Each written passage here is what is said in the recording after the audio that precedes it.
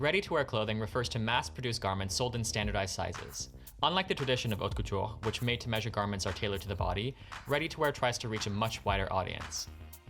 They are intended to be worn without significant alterations, with standard sizes that fit most people. Since ready-to-wear clothing is machine-made, it can be produced in high volumes at a low cost.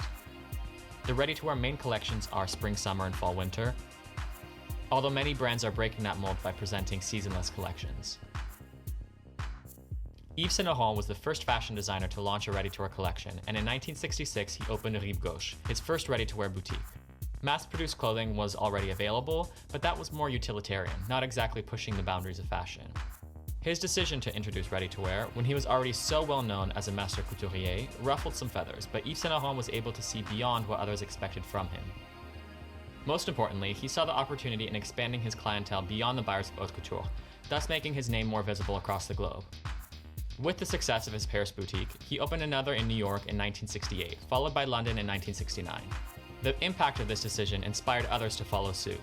The American designer Halston launched his first ready-to-wear collection in 1969, and even Yves Saint Laurent's biggest competitor, Chanel, introduced their first ready-to-wear collection in 1978. Although the tradition of made-to-measure clothing remains, we can thank Yves Saint Laurent for the ready-to-wear collections that are now synonymous with accessible fashion.